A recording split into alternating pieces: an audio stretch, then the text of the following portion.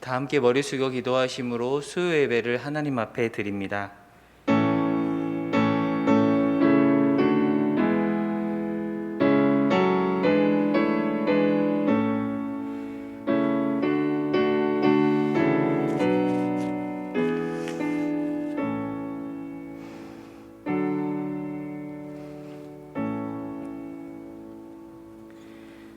궁핍한 자가 부르짖을 때 도우시고 도움이 없는 가난한 자를 건지시는 하나님 아버지, 하나님을 의지할 수밖에 없는 연약한 인생들이 한자리에 모였습니다.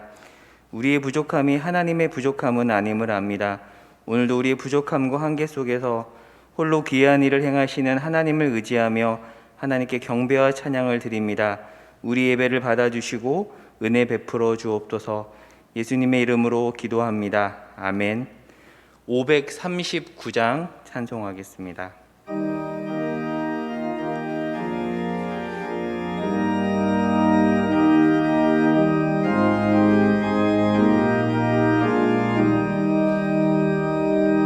너 예수께 조용히 나가 내 모든 짐 내려놓고 주 십자가 사랑을 믿어 죄 사함을 너 받으라. 주 예수께 조용히 나가 내 마음을 쏟아놓으라. 늘은 미리 보시는 주님, 그는 은혜를 베푸시리. 주 예수의 은혜를 입어 내 슬픔이 없어지리. 내 이웃을 늘 사랑하여 너 받은 것 거둬주라. 주 예수께 조용히 나가 내 마음을 쏟아놓으라. 늘은 미리 보시는 주님, 그는 은혜를 베푸시리. 주 예수를 친구로 삼아 늘 내 옆에 모시어라.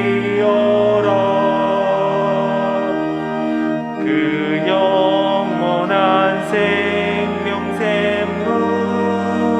샘물에 내 마른 목 죽이어라. 주 예수께 조용히 나가 내 마음을 쏟아놓으라. 늘은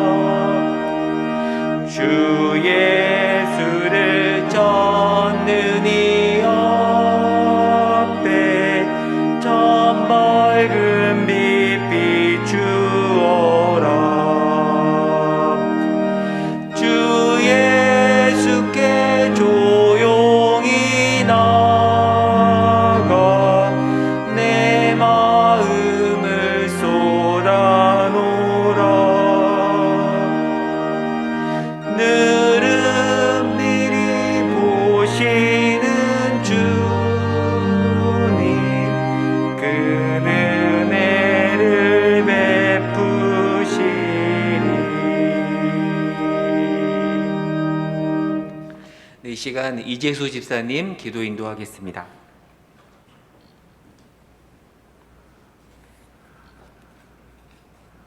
기도하시겠습니다. 하나님 감사합니다. 하나님의 자녀로 부름받은 저희들이 오늘도 하나님을 본받고자 이렇게 한자리에 모였습니다. 비록 이러저러한 상황으로 여러 모습으로 각자의 자리에서 같은 방향을 보고 같은 마음으로 머리를 숙였습니다.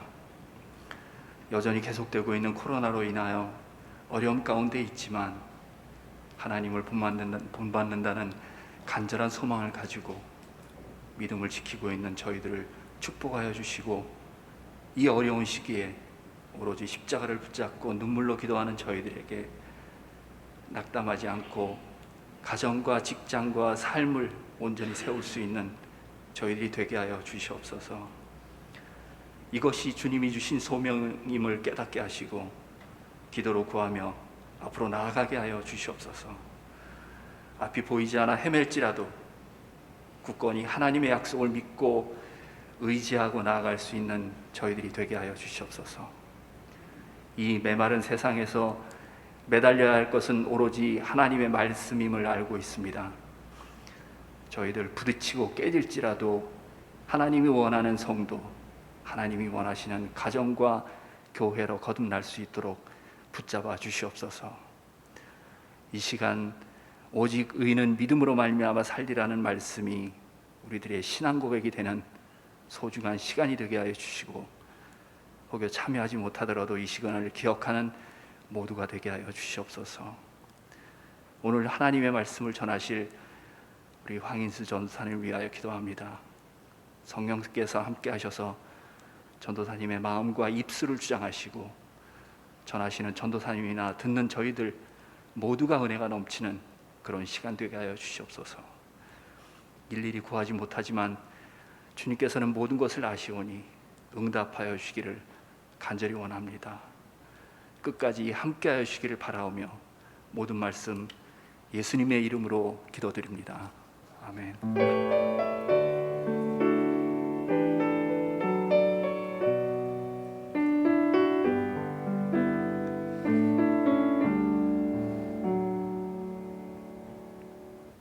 네, 이 시간에는 권영원 집사님 하나님의 은혜라는 곡으로 하나님께 찬양 드리겠습니다.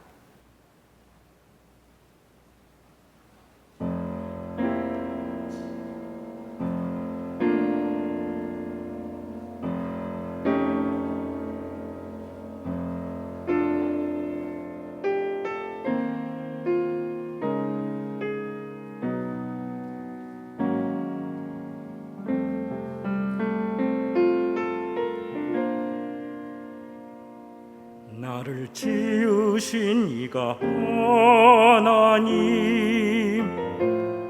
나를 부르신 이가 하나님, 나를 보내신 이도 하나님,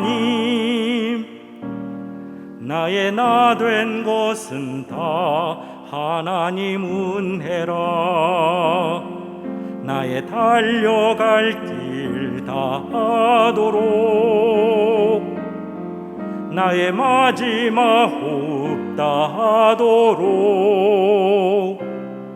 나로 그 십자가 품게 하시니, 나의 나 된 것은 다 하나님 은혜라. 한량 없는 은혜, 갚을 길 없는 은혜, 내 삶을 애워싸는 하나님의 은혜. 나 주저함 없이 그 땅을 밟음도 나를 붙드시는 하나님의 은혜.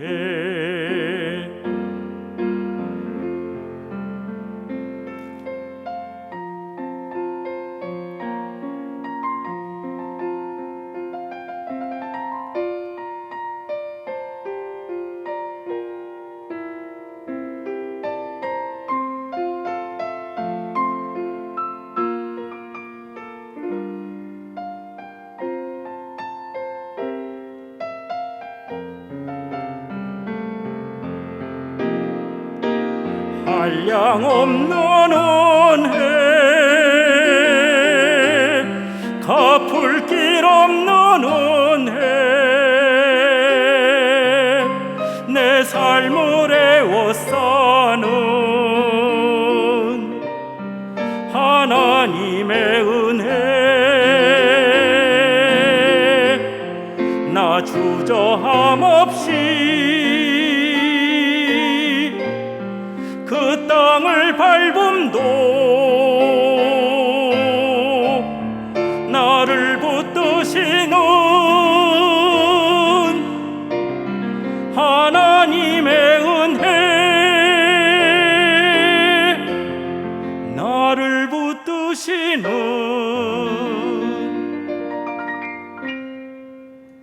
하나님의 은혜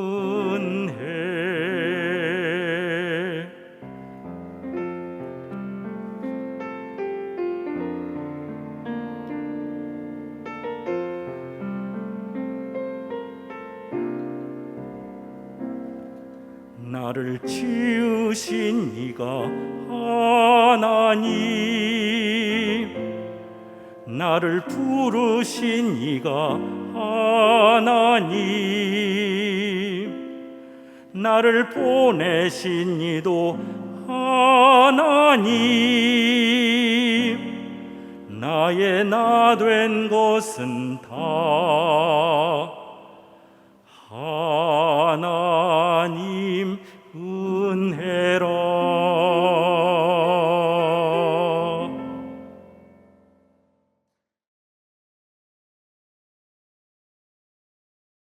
네, 이 시간에는 초등 일부를 섬기는 황인수 전도사님께서 말씀 전해 주시겠습니다.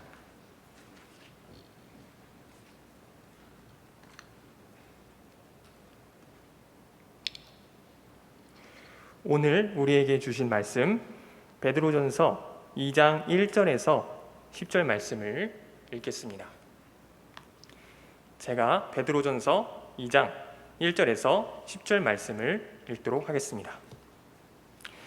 그러므로 모든 악독과 모든 기만과 외식과 시기와 모든 비방하는 말을 버리고 갓난아기들 같이 순전하고 신령한 젖을 사모하라. 이는 그로 말미암아 너희로 구원에 이르도록 자라게 하려 함이라. 너희가 주의 인자하심을 맛보았으면 그리하라. 사람에게는 버림받아 되었으나 하나님께는 택하심을 입은 보배로운 산돌이신 예수께 나아가 너희도 산돌같이 신령한 집으로 세워지고 예수 그리스도로 말미암아 하나님이 기쁘게 받으실 신령한 제사를 드릴 거룩한 제사장이 될지니라. 성경에 기록되었을 때 보라 내가 택한 보배로운 모퉁이 돌을 시온에 두노니 그를 믿는 자는 부끄러움을 당하지 아니하리라 하였으니 그러므로 믿는 너희에게는 보배이나 믿지 아니하는 자에게는 건축자들이 버린 그 돌이 모퉁이의 머릿돌이 되고 또한 부딪히는 돌과 걸려 넘어지게 하는 바위가 되었다 하였느니라. 그들이 말씀을 순종하지 아니함으로 넘어지나니 이는 그들을 이렇게 정하신 것이라.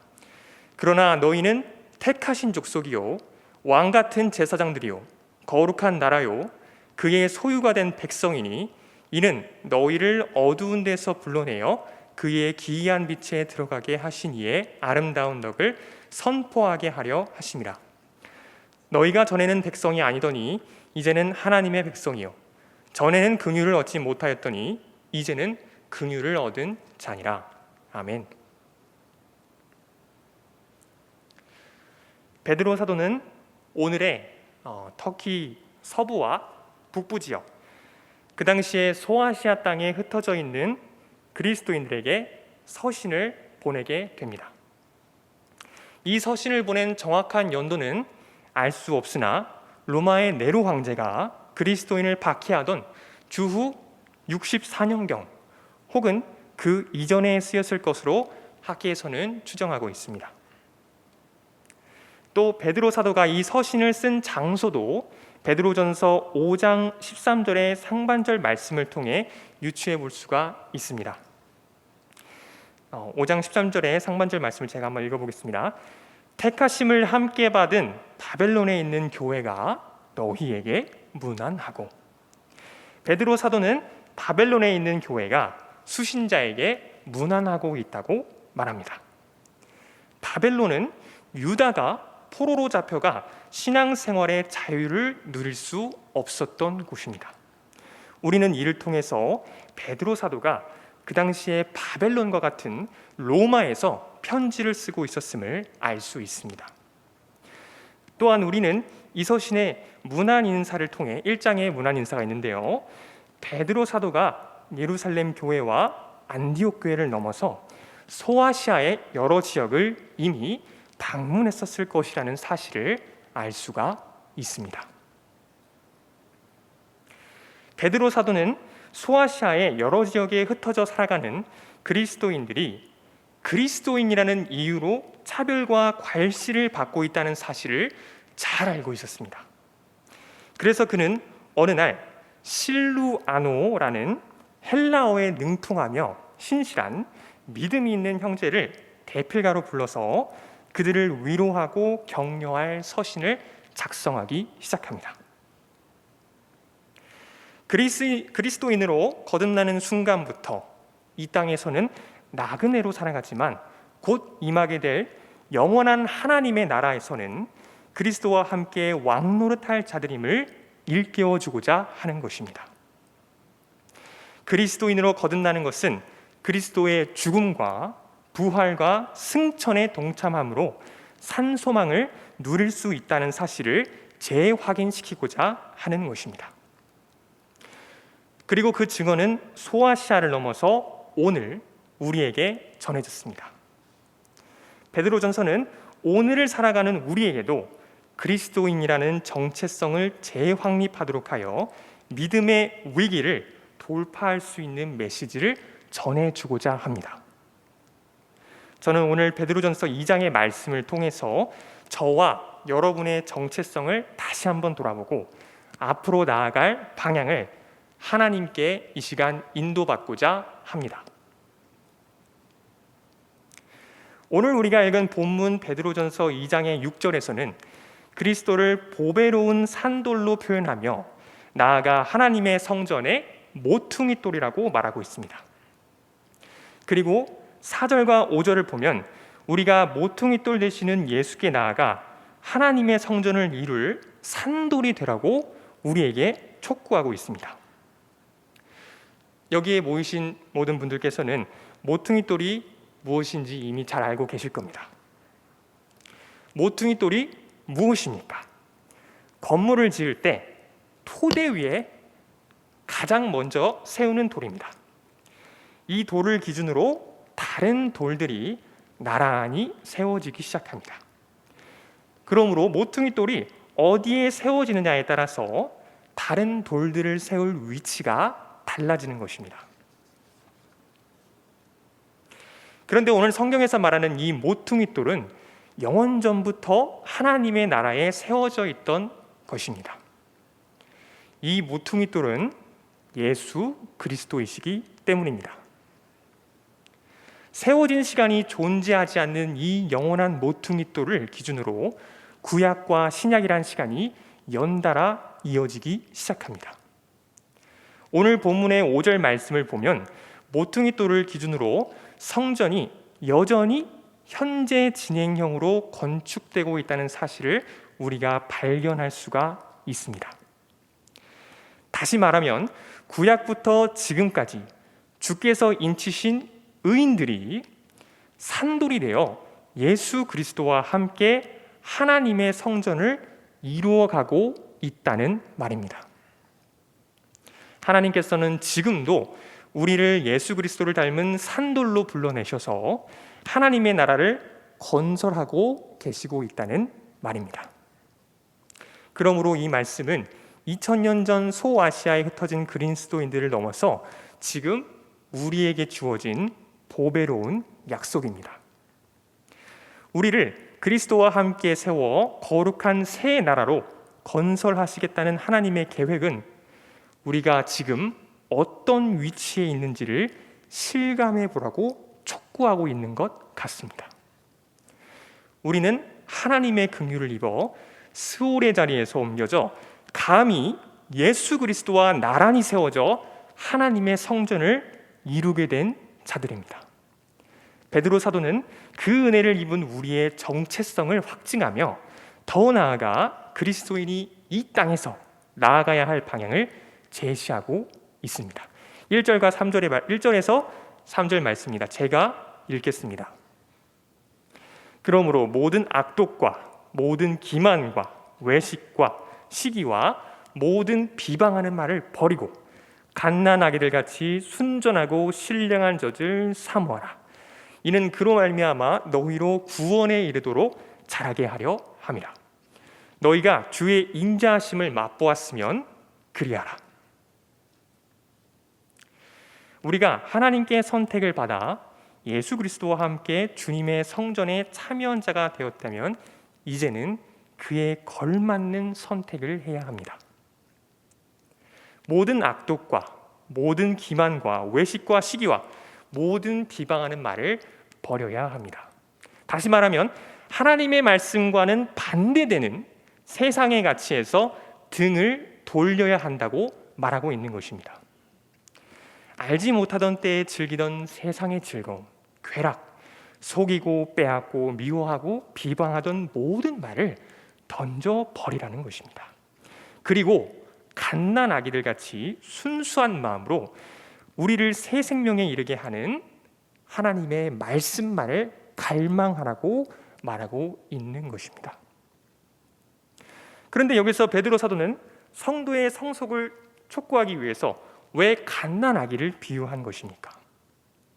그것은 부모님을 향한 갓난아기의 전적인 의존성이 성도의 구원의 핵심이기 때문입니다. 성도의 성숙은 역설적이게도 의존성에 달려 있습니다. 자립심, 독립성, 개인의 능력을 성숙의 척도로 판단하는 세상의 기준과는 정반대입니다. 그리스도인이 얼마나 성숙한지를 알아볼 수 있는 척도는 얼마나 하나님을 의존하고 있는가입니다.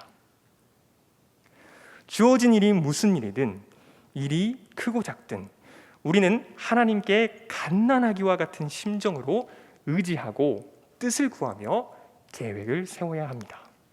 그 이유는 우리의 정체성이 오직 하나님께 있기 때문입니다.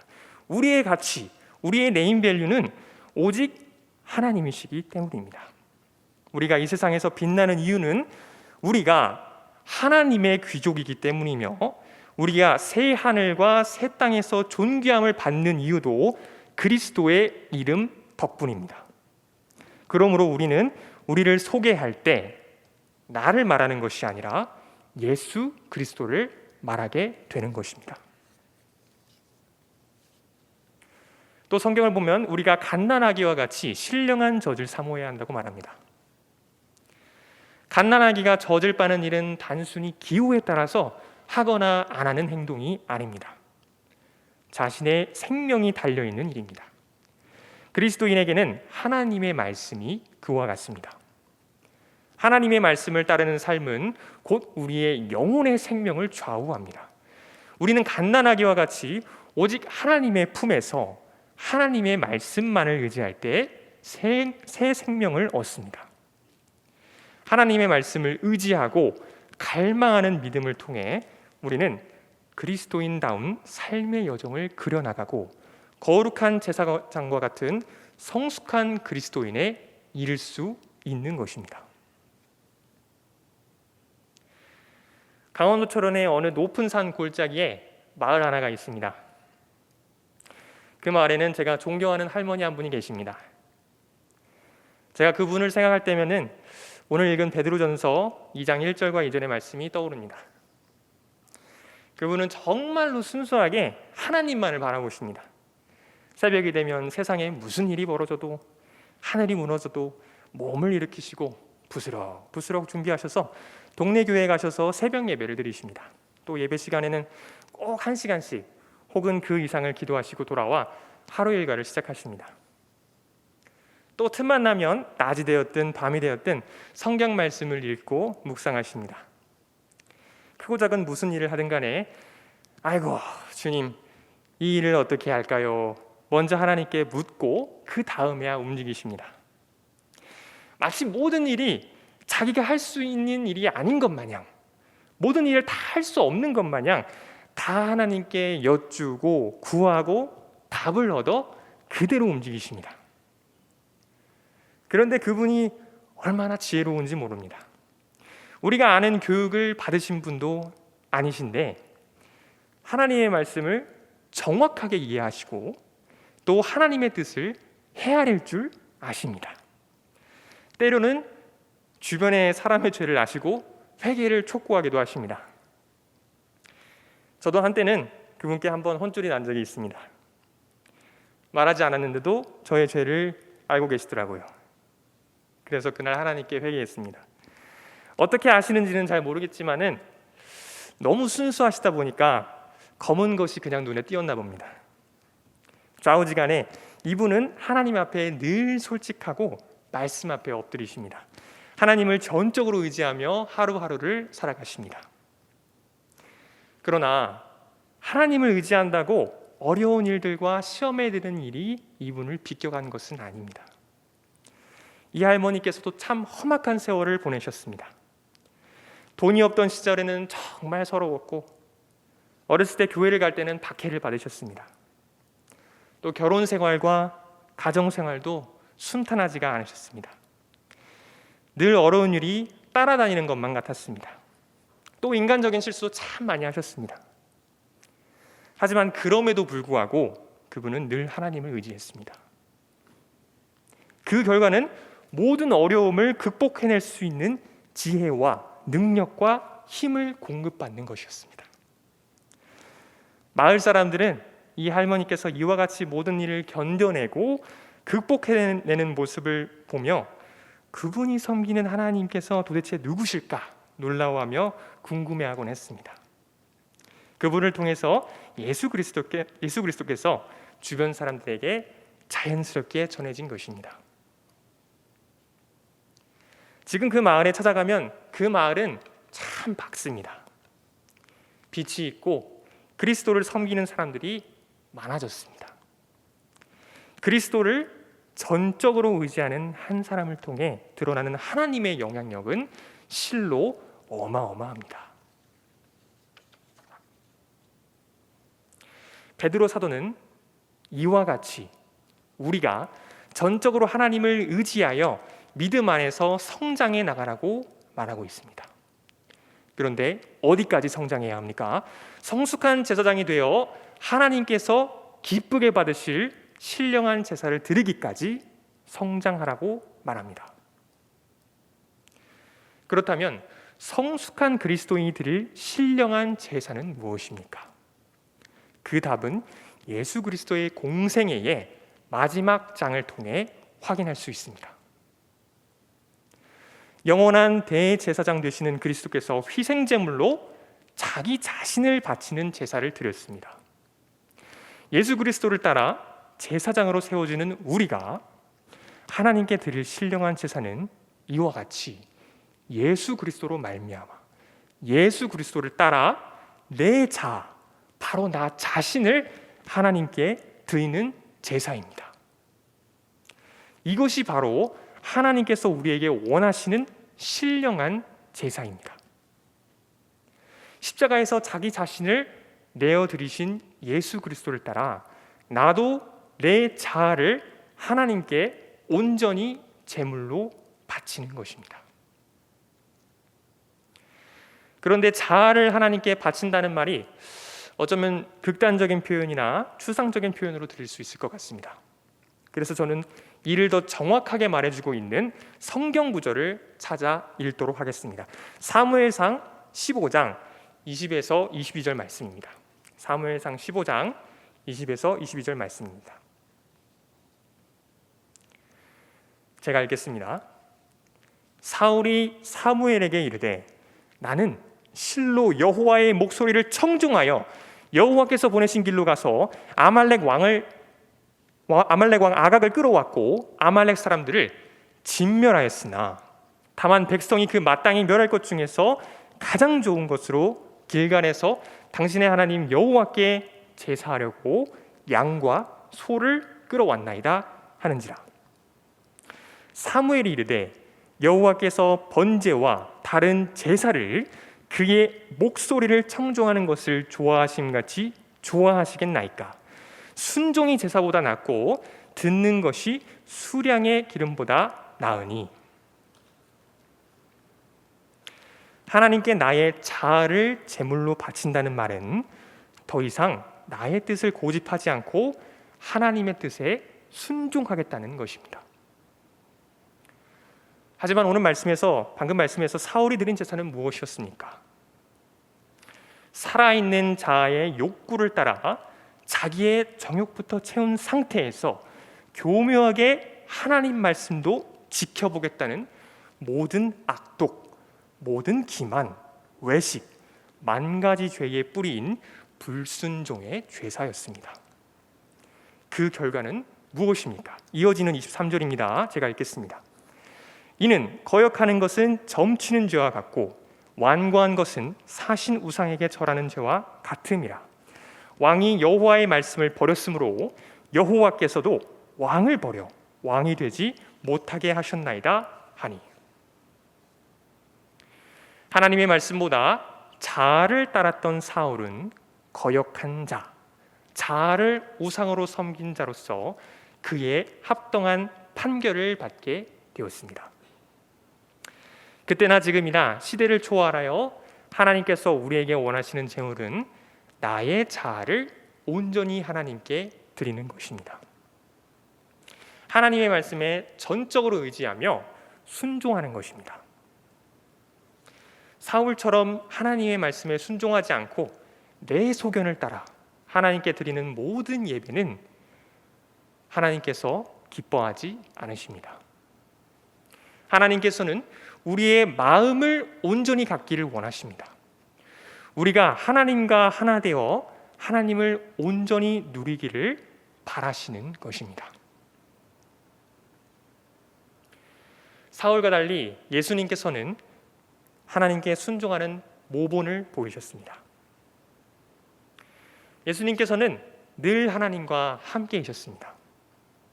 하나님 아버지께서 하시는 일을 예수님께서 하셨고 그 어떠한 일도 스스로 하지 않으셨습니다. 요한복음 5장 19절에서 20절 말씀입니다. 요한복음 5장 19절에서 20절 말씀을 제가 읽도록 하겠습니다. 그러므로 예수께서 그들에게 이르시되 내가 진실로 진실로 너희에게 이르노니 아들이 아버지께서 하시는 일을 보지 않고는 아무것도 스스로 할 수 없나니 아버지께서 행하시는 그것을 아들도 그와 같이 행하느니라. 아버지께서 아들을 사랑하사 자기가 행하시는 것을 다 아들에게 보이시고 또 그보다 더 큰 일을 보이사 너희로 놀랍게 여기게 하시리라. 예수님께서는 하나님을 향한 전적인 의존을 통해 의인의 기준을 보이셨습니다. 의인의 기준은 예수님과 같이 하나님의 말씀을 따라 행하는 것입니다.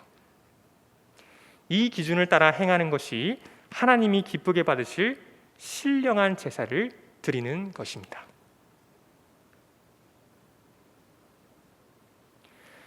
그렇다면 지금 우리가 그 신령한 제사를 드릴 장소는 어디입니까? 주님께서 우리의 정체성을 나타내기를 기다리시는 자리는 어디입니까? 베드로 사도는 베드로전서 2장을 끝마치고 곧바로 3장에서 아내와 남편이 해야 할 행실을 언급하고 있다는 것을 우리는 성경을 통해 확인할 수 있습니다. 우리는 주님께서 맡겨주신 순종의 자리를 멀리서 찾으려고 애쓸 필요가 없습니다. 우리는 가장 먼저 우리에게 주신 작지만 위대한 교회인 가정을 먼저 바라보아야 합니다. 멀리 봐야 할 때가 된다면 그때 주님께서 멀리 보게 하실 겁니다. 그러나 하나님께서 제일 먼저 세우신 교회가 가정이라는 사실을 잊어서는 안 됩니다. 우리는 가정이라는 교회에 속한 한 명의 성도로서 나의 모습을 돌아보아야 합니다. 혹여나 내 자아가 왕으로 군림하지는 않았는지, 내 자아를 하나님으로 만들지는 않았는지 돌아보아야 합니다.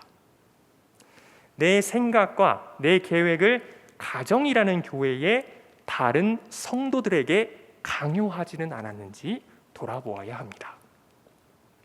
가장 가까운 자리인 이 가정에서 하나님께 내 자아를 내어드리고 내 생각을 내려놓을 때 내 가정을 향한 하나님의 마음을 깨닫게 될 것입니다. 그리고 주어진 그 자리에서 하나님의 마음에 합하는 말과 행동으로 하나님께 향기로운 예물을 드릴 수 있을 것입니다. 그 다음으로 우리는 내 주변의 형제 자매, 이웃을 돌아보아야 합니다. 나는 저들에게 기쁨이었는가, 괴로움이었는가? 나는 저들을 자유롭게 해주었는가, 압제했는가? 나는 저들의 앞길을 밝혀주는 등불이 되어주었는가? 아니면 함께 망하는 회칠한 무덤이 되었는가? 우리가 내 자아를 희생제물로 내어드리고 하나님의 말씀에 순종하고 있다면 반드시 방금 나열한 모든 물음에 전자에 해당하게 될 것입니다. 그러나 내 자아가 여전히 왕으로 군림하고 있다면 그 모든 물음에 가감없이 후자에 해당하게 될 것입니다. 우리는 맡겨주신 자리에서 충성하며 그리스도의 귀족에 책임을 다하는 자가 되어야 합니다. 순종하고 사랑해야 합니다. 그것이 바로 주께서 우리를 세우신 이유입니다. 하지만 이곳에 계신 분들 중에서 하나님의 말씀에 순종하려고 가정에서, 직장에서 애써보지 않은 분들이 한 분도 없다는 사실을 잘 알고 있습니다. 가족조차도 사랑하지 못하는 자신을 한탄하며 내일은 더 사랑해야지, 미워도 내가 안아야지, 속으로 얼마나 많은 애를 쓰셨습니까? 아무리 노력해도 변하지 않는 나 자신에게 얼마나 절망하셨습니까?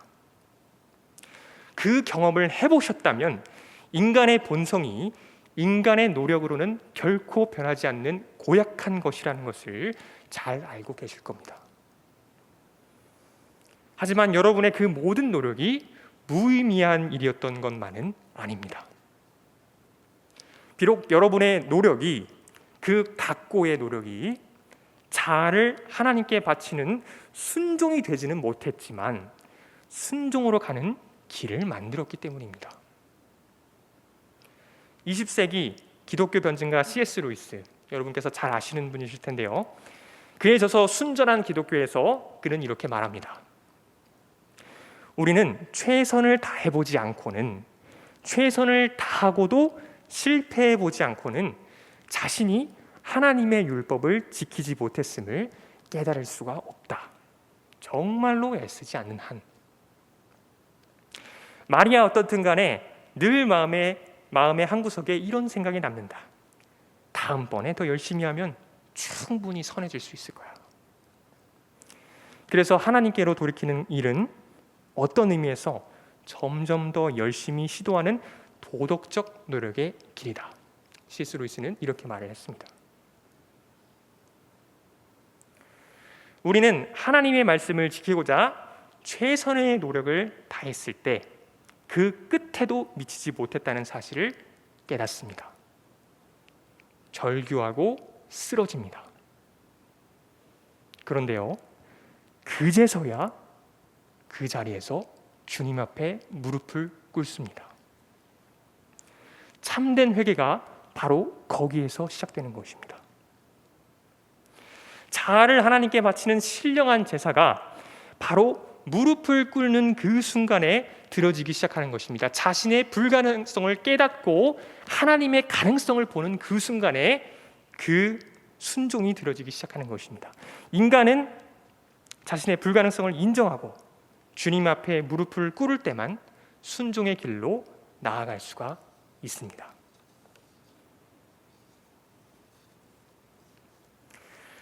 우리는 하나님의 아들이신 예수 그리스도께서 당신을 하나님께 드리는 신령한 제사를 드리시기 전에 하셨던 일을 잘 알고 있습니다. 그것이 무엇입니까? 감람산 언덕에 그곳에서 하나님께 기도로 무릎을 꿇었다는 사실입니다. 완전한 인간이시자 완전한 하나님께서 당신의 인간적 자아를 철저히 굴복시키기 위해서 하셨던 단 한 가지 일은 하나님 아버지께 기도로 무릎을 꿇었던 것이었습니다. 그 결과 어떤 일을 하셨습니까? 죽기까지 신령한 제사를 드릴 수 있었던 힘, 순종의 능력을 아버지께 받으셨습니다.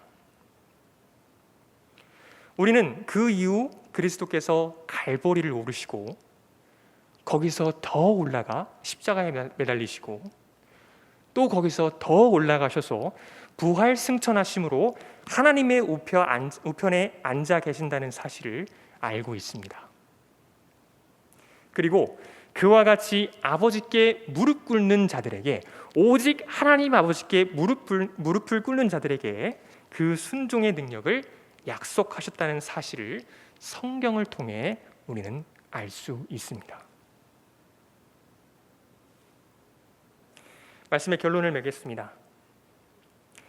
이제는 불타오르던 인간의 노력과 절망스러운 인간의 불가능성을 지나 다시 한번 주님 앞에 온전히 무릎을 꿇을 때입니다.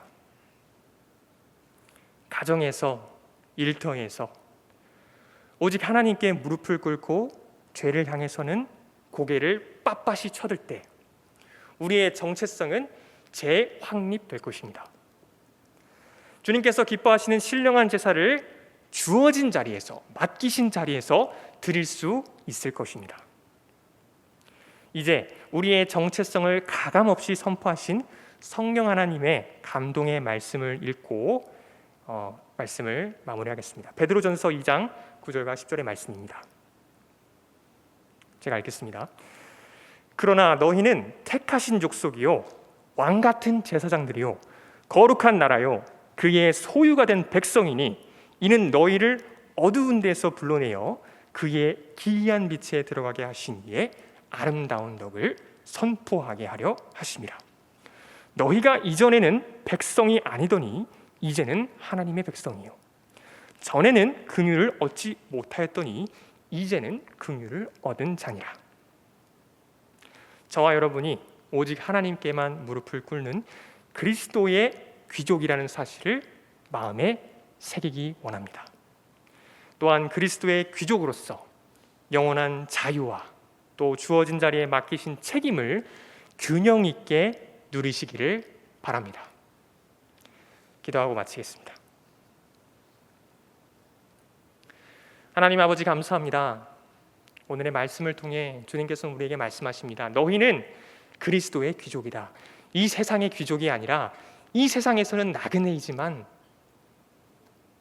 새 하늘과 새 땅에서 왕노릇할 나와 함께 그리스도와 함께 나란히 통치할 그리스도의 귀족이다. 자부심을 가져라. 세상에 굴복하지 말아라. 주님의 말씀을 듣습니다. 주님, 우리가 그 말씀에 따라서 온전히 자아를 하나님 앞에 무릎 꿇음으로써 굴복시키고 순종의 제사, 신령한 제사를 드릴 수 있도록 주여 역사하여 주시옵소서. 모든 것을 예수 그리스도의 이름으로 기도합니다. 아멘.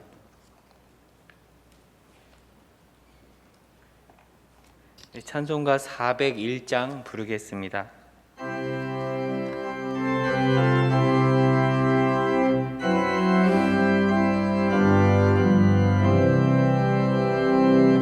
주의 곁에 있을 때 마음이 든든하오니 주여 내가 살 동안 인도하여 주소서. 주여 주여 너를 인도하소서. 바른 살 동안 주여 인도하소서.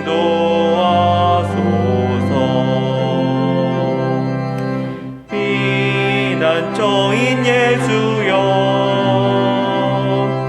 세상 물결엄할 때 크신 은혜 베푸사 나를 숨겨주소서. 주여 주여 나를 인도하소서. 빠른 세상 살 동안 주여 인도하소서.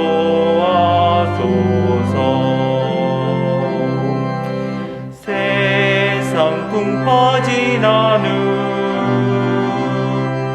영화로운 나라와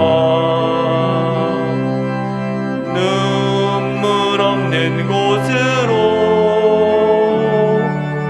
들어가게 하소서. 주여 주여 나를 인도하소서. 빠른 세상 살 동안 주여 인도하소서.